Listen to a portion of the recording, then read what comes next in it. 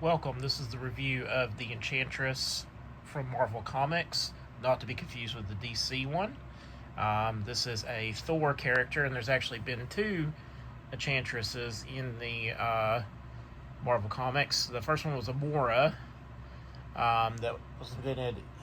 The first appearance was Journey into Mystery number 103 in April of 1964. So I have a feeling that this is supposed to be Amora and not supposed to be Sylvie Lushton. So I'm going to go with it being Amora.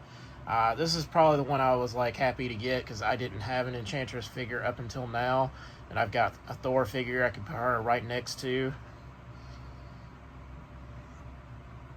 So I plan on doing that. She has the long blonde hair, so obviously you know what that means if you've watched any of my reviews. She suffers from the long hair Marvel Legend thing where looking up and down is not really a thing.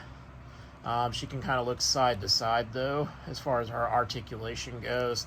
The arms and the legs are not hindered by anything. The skirt is malleable, so you can actually just move those legs any way you need to for her posing purposes.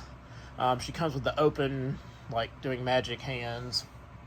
And she comes with the magic effect piece that, if you look, it's got a spot to go around one of her wrists where it's like a swirling action where she's putting somebody in a trance, basically.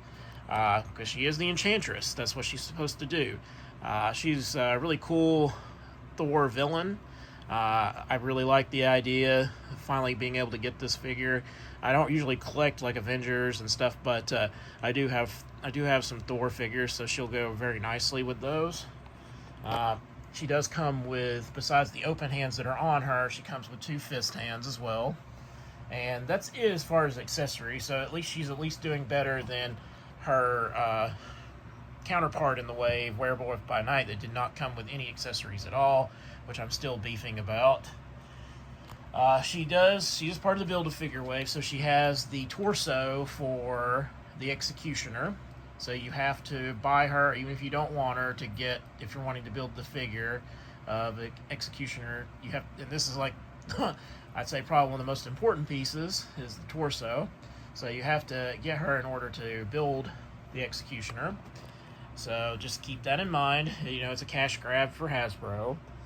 So if you're not an Enchantress fan and still want an Executioner, you'd still have to get her to build the figure. So with that out of the way, the figure itself is pretty nice.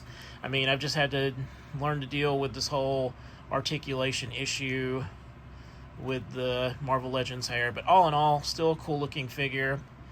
Cool face sculpt. I'm not really seeing any issues as far as that goes. I like her tights.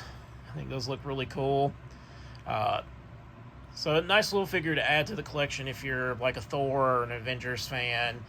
And so this is a must grab if you're into those titles. But let me know down in the comments.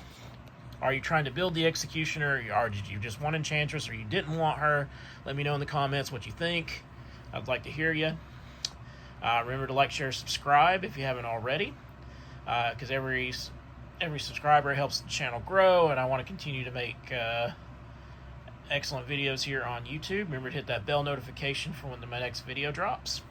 And as always, thank you for watching.